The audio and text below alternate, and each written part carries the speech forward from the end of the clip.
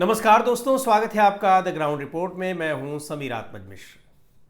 Bharatiya Janata party emergency को लेकर 1975 में जो इमरजेंसी लगाई गई थी उसकी 50 साल पूरे होने पर जमकर उसका प्रचार प्रसार कर रही है ताकि वो इस मुद्दे पर कांग्रेस पार्टी को घेर सके।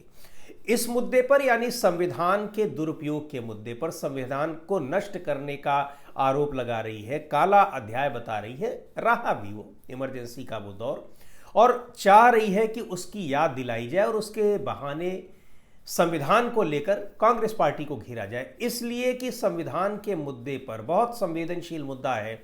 उसके लिए खासतौर पर बीजेपी के लिए वो बार बार इस मुद्दे पर घिर जाती है, नुकसान भी उठाती है। लेकिन एक तरफ तो बीजेपी कांग्रेस को घेरने की कोशिश कर रही है, लेकिन बीजेपी कई बार खुद नहीं घेर पाती है क्योंकि उस समय बीजेपी तो थी नहीं। 1975 में जनसंघ था और भारतीय जनता पार्टी का जो पेरेंटल ऑर्गेनाइजेशन है यानी उसका मातृ संगठन जिसको कहते हैं आरएसएस को, राष्ट्रीय स्वयंसेवक संघ, उसने इमरजेंसी की तारीफ की थी। इमरजेंसी लागू करने के लिए इंदिरा गांधी को पत्र लिखा था प्रशंसा में और इमरजेंसी के वो समर्थन में थी। तो इस मुद्दे पर बहुत ज़्यादा घेर नहीं पाती लेकिन कोशिश पूरी करती है। पर आरएसएस एक बार फिर इस मुद्दे पर भारतीय जनता पार्टी को ही घेरवाने की कोशिश कर रही है, ऐसा लग रहा है। आरएसएस के महासचिव हैं दत्तात्रेय होसबोले, उन्होंने इमरजेंसी पर ही चर्चा हो रही थी और उसी मुद्दे पर एक बयान में उन्होंने कहा कि जो 1976 में जब इमरजेंसी के दौरान ही संविधान का 42वां संशोधन हुआ जिसकी बड़ी चर्चा होती है, उस संशोधन में संविधान की प्रस्तावना को संशोधित किया गया और उसमें 3 शब्द जोड़े गए, जिसमें संविधान में एक समाजवादी यानी सेक्युलर, और दूसरा है धर्मनिरपेक्ष या पंथ निरपेक्ष भी कहते हैं उसको, सेक्युलर, और तीसरा है राष्ट्रीय एकता। पहले से था राष्ट्रीय एकता और अखंडता। तो होसबोले साहब का कहना है कि ये जो समाजवादी और धर्मनिरपेक्ष शब्द जोड़े गए हैं इनको हटा दिया जाए क्योंकि ये मूल संविधान की प्रस्तावना में नहीं थे और ये हमारा ये बाहर से थोपे गए विचार हैं, ये भारतीय संस्कृति की मूल आत्मा नहीं है। और भी बहुत सारे उनके तर्क हैं। हालांकि कहा यह जा रहा है कि शायद वो इसलिए इन तर्कों को दे रहे हों कि इनके पीछे वो सबसे महत्वपूर्ण बात है वो धर्मनिरपेक्ष, पंथ निरपेक्ष को लेकर ये टारगेट कर रहे हैं और उसी में समाजवाद शब्द भी आ जा रहा है। जबकि समाजवाद शब्द ये है कि 1980 में जब भारतीय जनता पार्टी का गठन हुआ तो रामलीला मैदान में बाकायदा उस समय के जो सबसे बड़े नेता थे और पार्टी के अध्यक्ष थे और फाउंडर थे अटल बिहारी वाजपेयी, पूर्व प्रधानमंत्री, उन्होंने कहा था कि हमारा जो हम काम करने का तरीका होगा, पार्टी चलाने का हमारा तरीका होगा वो, और शासन में अगर हम कभी आए तो हमारा जो शासन करने का तरीका होगा वो किस पर आधारित होगा, वो गांधीवादी समाजवाद पर आधारित होगा। तो वो पार्टी ही समाजवाद के आधार पर बनी है और उसने ये वादा किया, लेकिन उसी का जो मातृ संगठन है उसको समाजवादी शब्द से परहेज है और उसी को नहीं है। उस पार्टी भारतीय जनता पार्टी के भी कुछ नेता इसको लेकर बयान दे रहे हैं, लेकिन आरएसएस प्रमुख का यह बयान बड़ा महत्वपूर्ण माना जा रहा है क्योंकि आरएसएस के बड़े पदाधिकारी हैं, राष्ट्रीय महासचिव हैं। पहली बात तो यह कि क्यों इसको हटाना चाहते हैं। अब इसके पीछे बहुत से कारण हैं, जबकि सच्चाई यह है कि चाह कर भी इसको हटा नहीं सकते हैं। क्यों नहीं हटा सकते हैं कि संविधान संशोधन के जरिए इसको जोड़ा गया है, इसको लेकर याचिकाएं सुप्रीम कोर्ट में गई हैं। अभी पिछले ही साल कई याचिकाओं को सम्मिलित करते हुए सुप्रीम कोर्ट ने सुनवाई की और याचिकाओं को खारिज कर दिया। कहा कि ये जो समाजवाद और धर्मनिरपेक्षता ये हमारे वो मूल्य हैं जो संविधान का मूल ढांचा के तहत आते हैं, संविधान के बेसिक फीचर्स के तहत आते हैं और बेसिक फीचर्स को संशोधित नहीं किया जा सकता है। प्रस्तावना को तो संशोधित किया जा सकता है, सुप्रीम कोर्ट ने अपने कई मामलों में कहा है, लेकिन संविधान का कोई भी पार्ट जो संविधान के मूल ढांचे के तहत आता हो उसको उसमें संशोधन नहीं किया जा सकता। 1973 में ही केशवानंद भारती बनाम केरल राज्य में सुप्रीम कोर्ट ये फैसला दे चुका है। तो ये इसको करना मुश्किल है। अच्छा, दूसरी तरफ ये विशेष मेजॉरिटी की ज़रूरत पड़ती है, वो भारतीय जनता पार्टी के पास वैसे भी नहीं है। भारतीय जनता पार्टी के पास कभी नहीं रही। पिछले 2 कार्यकाल में जब उसके पास अपने बल पर बहुमत भी था तब भी उसके पास 2/3 बहुमत नहीं था। खैर, सवाल ये है कि ये करना नहीं है।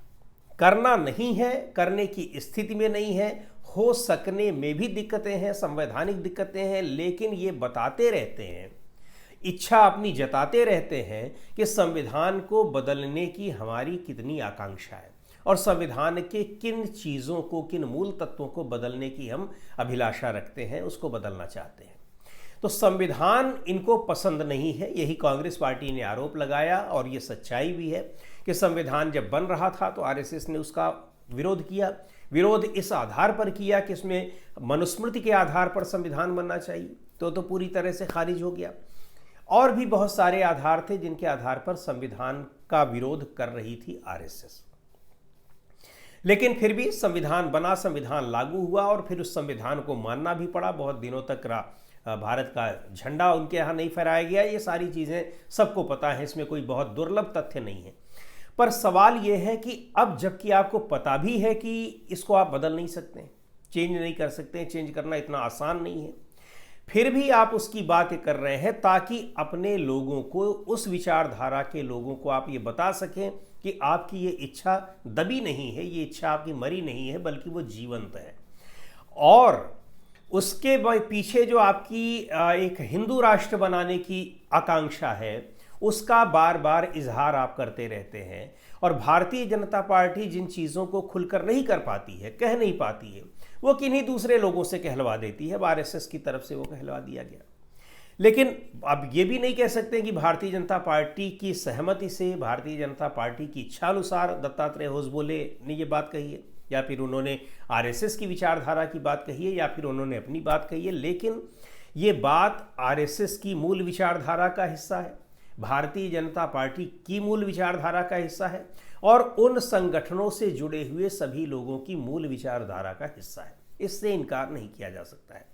बीजेपी पहली ही बार जब सत्ता में आई है तभी संविधान समीक्षा आयोग बनाया गया था अटल बिहारी वाजपेयी जी की सरकार में। हालांकि उस रिपोर्ट में भी ये कहा गया कि संविधान के मूल ढांचे के तहत है, इसलिए इसमें छेड़छाड़ करना ठीक नहीं होगा। ये जो समाजवादी और पंथ निरपेक्ष शब्द जोड़े गए हैं। उसके बाद अब एक बार फिर कोशिशें हो रही हैं। कोशिशें उसके पहले भी हुई, लेकिन ये हो नहीं सकता था, तो इसको फिलहाल अभी जो दूसरे एजेंडे थे उन पर काम किया गया, इस पर अभी नहीं आया गया। और लेकिन ये हिंदू राष्ट्र की अवधारणा के लिए, हिंदू राष्ट्र को बनाने के लिए ये प्राइमरी चीज़ है, बेसिक चीज़ है, इसको समाप्त करना है। इसलिए आरएसएस की तरफ से ये बयानबाजी हो रही है। अब इसके एक दूसरे पहलू को भी देखें। भारतीय जनता पार्टी खास तौर से 2014 के बाद से वो इस मुद्दे पर, संविधान के मुद्दे पर बहुत फूंक फूंक कर कदम रख रही है। संविधान को बचाने वाली पार्टी के तौर पर अपने को दिखाने की कोशिश प्रधानमंत्री नरेंद्र मोदी संविधान के सबसे बड़े संरक्षक और सबसे बड़े उसके अनुयायी के रूप में अपने को प्रस्तुत करते हैं। लेकिन कदम कदम पर उन पर ये आरोप, उन पर यानी उनकी पार्टी पर और उनके जो पितृ संगठन है आरएसएस, उस पर ये आरोप लगते रहते हैं और उन आरोपों के पीछे बहुत से कारण होते हैं। और इन आरोपों में ये घिर भी जाते हैं क्योंकि इनके बहुत से कामकाज ऐसे होते हैं जो उन आरोपों की जद में आ जाते हैं और उनका नुकसान भी उठाना पड़ता है। खास तौर पर अभी हम लोगों ने पिछले इस लोकसभा चुनाव में देखा 2024 के, संविधान को लेकर सरकार घिरी। सरकार को घेरने वाले कोई और नहीं थे, सरकार के ही पार्टी के मेंबर्स थे, मेंबर पार्लियामेंट थे, दूसरे बड़े नेता थे, जिन्होंने कहा कि हमारी पार्टी ने 400 का नारा ही इसलिए दिया है ताकि हम संविधान को बदल सकें। 400 पार आने के बाद तो फिर हमारे पास 3/4 बहुमत होगा और हम चाहेंगे तो संविधान ही बदल देंगे, और यही हम बदलना चाहते हैं। बाकायदा पब्लिक फोरम पर इनके सांसदों ने कहा था। उसका नतीजा क्या हुआ? इसको विपक्ष ने जमकर कैश कराया।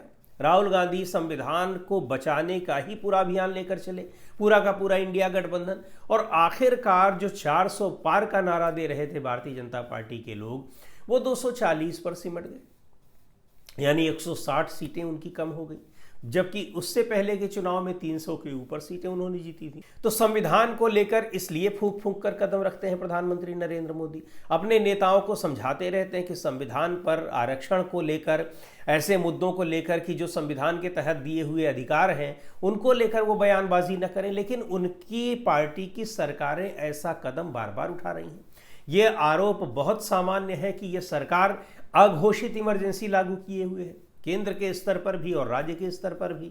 और इन आरोपों से ये सरकार बच नहीं पाती है क्योंकि उसके पुख्ता प्रमाण दिखाई पड़ते हैं, साफ प्रत्यक्ष। तो एक उदाहरण तो ये रहा। और उसके बाद आप देखिए कि किस तरह से बार बार संविधान का ही जिक्र प्रधानमंत्री नरेंद्र मोदी करते हुए दिखाई पड़ते हैं। लेकिन जब जैसे ही दत्तात्रेय होसबोले ने यह कहा कि संविधान से समाजवादी और पंथ निरपेक्ष को हटा दिया जाए, उत्तर प्रदेश के मुख्यमंत्री योगी आदित्यनाथ भी उसके समर्थन में आ गए। उन्होंने भी उसको हटाने की बात कही है। उधर पूर्व मुख्यमंत्री और कृषि मंत्री, मध्य प्रदेश के पूर्व मुख्यमंत्री और कृषि मंत्री शिवराज सिंह चौहान भी इसमें कूद पड़े हैं। तो लेकिन नुकसान को देखते हुए भारतीय जनता पार्टी का शीर्ष नेतृत्व इससे बचता है। तो एक नुकसान तो 2024 में, एक और बड़ा नुकसान दिखाई पड़ा था 2015 के बिहार विधानसभा चुनाव में। आप याद करिए, उस चुनाव में ही आरएसएस के जो सरसंघ चालक हैं मोहन भागवत, उन्होंने कह दिया था कि संविधान में के प्रदत्त जो पिछड़ों को, दलितों को आरक्षण मिला हुआ है, उसकी समीक्षा का वक्त आ गया है। 2014 में केंद्र में सरकार बन रही है भारतीय जनता पार्टी की, एनडीए की सरकार, और 2015 में बिहार में विधानसभा चुनाव हो रहे हैं जिसमें भारतीय जनता पार्टी ये उम्मीद पाले हुए है कि वो इस बार सरकार बना लेगी गठबंधन के साथ। और उससे पहले उसके पास वहां पर 243 सदस्यीय विधानसभा में 91 से ज्यादा सीटें थी और वो अब पूरी उम्मीद पाले हुए थे कि सरकार बनाएंगे। हालांकि 2015 का चुनाव बड़ी स्ट्रेटजी के साथ लड़ा था। आरजेडी, जेडीयू और कांग्रेस के गठबंधन ने, वामपंथी पार्टियां भी उसमें शामिल थी और भारी बहुमत के साथ वो जीती।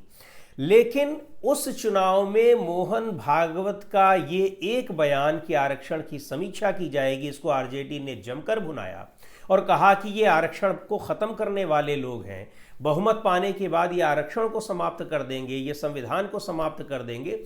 और वो आरोप लोगों के अंदर जो बीजेपी के खिलाफ चलाए गए, और बीजेपी के खिलाफ इसलिए चलाए गए कि सीधे सीधे आरएसएस के प्रमुख ने वो बात कही थी। नतीजा ये हुआ कि भारतीय जनता पार्टी तीसरे नंबर की पार्टी बनकर रह गई। महज 53 सीटें उसको मिली, जबकि उससे ठीक पहले के चुनाव में यानी 2010 के चुनाव में उसके पास 91 सीटें थी, तो उसकी सीटें लगभग आधी हो गई। आरजेडी नंबर 1 की पार्टी बनी, जेडीयू नंबर 2 की पार्टी बनी और भारतीय जनता पार्टी तीसरे नंबर की पार्टी बनी। ये उसको नुकसान हुआ। तो इसको लेकर नुकसान भारतीय जनता पार्टी सहती रहती है, लेकिन सोच समझकर उसमें कदम बढ़ाती है। पर कई बार ये होता है कि आरएसएस के लोग या भारतीय जनता पार्टी के लोग ही चाहे जानबूझकर या फिर अनजाने में ऐसी बात कह देते हैं, उसका नुकसान भुगतना पड़ता है। अब एक बार फिर मोहन भागवत की जगह इस बार बात कही है दत्तात्रेय होसबोले ने, और सीधे सीधे उन्होंने कहा कि धर्मनिरपेक्ष और समाजवादी शब्द को हटा दिया जाए। अब बिहार में ये समाजवादी शब्द उनके लिए कितना महंगा पड़ने वाला है, ये देखने वाली बात है। जो बिहार की जो मुख्य पार्टियां हैं वो समाजवादी पार्टी से ही निकली हुई हैं, समाजवाद से ही निकली हुई हैं। एक जनता दल यूनाइटेड और दूसरी है राष्ट्रीय जनता दल। जनता दल यूनाइटेड तो भारतीय जनता पार्टी के साथ सरकार ही चला रही है और फिर चुनाव लड़ने वाली है, शायद साथ ही लड़े। दूसरी ओर आरजेडी तो ही है, तो निश्चित तौर पर आरजेडी इस मुद्दे पर भारतीय जनता पार्टी को घेरेगी। और रही बात भारतीय जनता पार्टी की, तो वो खुद भी समाजवाद के सिद्धांतों पर चलने वाली पार्टी है, जिसने अपने मैनिफेस्टो में ही लिखा हुआ है। पार्टी का जो संविधान है उसी में कहा है कि वो गांधीयन समाजवाद पर को अपनाएंगे। तो उसको भी खत्म करने की अगर बात की जा रही है तो ये बड़ी हैरानी वाली बात है। और इस मुद्दे पर खासतौर पर बिहार में भारतीय जनता पार्टी को कितना नुकसान उठाना पड़ सकता है, ये देखने वाली बात होगी। क्योंकि आरक्षण को लेकर, संविधान को लेकर कोई भी एक छोटा मोटा भी बयान भारतीय जनता पार्टी के लिए वो नासूर बन गया है। और दत्तात्रेय होसबोले का ये बयान छोटा मोटा नहीं है। खास तौर पर समाजवादी शब्द बिहार में कितना असर करेगा, समाजवादी शब्द को संविधान से हटाने की जो मांग उन्होंने की है, उसकी चर्चा जो की है, उसका असर वहाँ कितना पड़ेगा, ये देखने वाली बात होगी। आज के इस वीडियो में इतना ही। अगले वीडियो में फिर मिलेंगे एक नए विषय के साथ, एक नए मुद्दे के साथ। द ग्राउंड रिपोर्ट के यूट्यूब चैनल को आपने अब तक सब्सक्राइब ना किया हो तो ज़रूर कर लें। हमारे वीडियोज़ को लाइक करें, शेयर करें और अपने सुझाव भी हमें ज़रूर भेजें।